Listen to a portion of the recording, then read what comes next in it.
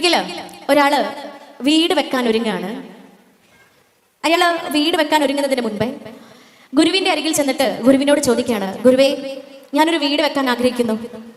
എനിക്ക് എൻ്റെ വീട് സ്വർഗതുല്യമാക്കേണ്ടതുണ്ട്. എനിക്ക് എൻ്റെ വീട് സ്വർഗമാക്കി മാറ്റേണ്ടതുണ്ട്.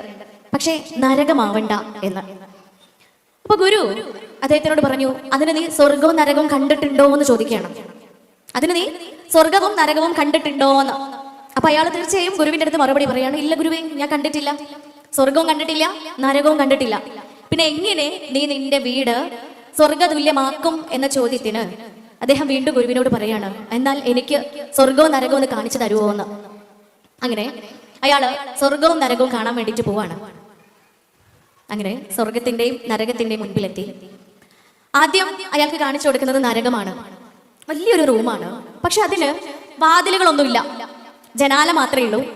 ഈ ജനാലയ്ക്കുള്ളിലൂടെ ഇങ്ങനെ നരകത്തിനുള്ളിലേക്ക് നോക്കുമ്പോൾ വിശാലമായ ഒരു റൂം.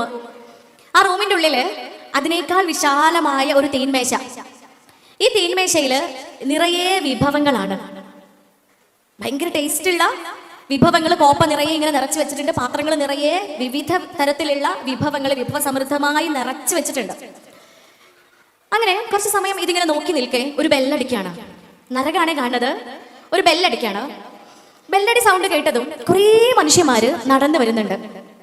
ഈ ആളുകളൊക്കെ ഇങ്ങനെ വരുമ്പോ ഈ മനുഷ്യന്മാരെയൊക്കെ നോക്കിയപ്പോ, പുറത്തുനിന്ന് ഇയാൾ ഈ മനുഷ്യന്മാരെയൊക്കെ നോക്കുമ്പോ ഇവർക്കൊക്കെ ഒരു പ്രത്യേകത ഉണ്ട്. എന്താണെന്നറിയോ?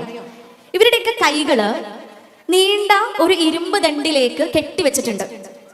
രണ്ട് കൈകളും വലിയ ഒരു ഇരുമ്പ് ദണ്ടിൽ ഇങ്ങനെ കെട്ടിവെച്ചിട്ടാണുള്ളത്. രണ്ട് കൈകളും ഇരുമ്പ് ദണ്ടിൽ കെട്ടിവെച്ചിട്ടുണ്ട്. ഈ രൂപത്തിലാണ് എല്ലാവരും നടന്നു വരുന്നത്. അങ്ങനെ എല്ലാവരും വന്നു. തീൻമേശയുടെ അരികിലെത്തി. നല്ല വിശപ്പോട് കൂടിയിട്ടാണ് എല്ലാവരും വരുന്നത്. തീൻമേശ നിറയെ ഭക്ഷണ പദാർത്ഥങ്ങളാണ്. എല്ലാ തരത്തിലുള്ള ഭക്ഷണ പാനീയങ്ങളും ഉണ്ട്. പക്ഷെ ഉണ്ടല്ലോ, ഇവരൊക്കെ വന്ന് മേശയിലുള്ള വിഭവങ്ങളൊക്കെ ഇങ്ങനെ നോക്കി നിന്ന് കഴിക്കാൻ പറ്റുമോ?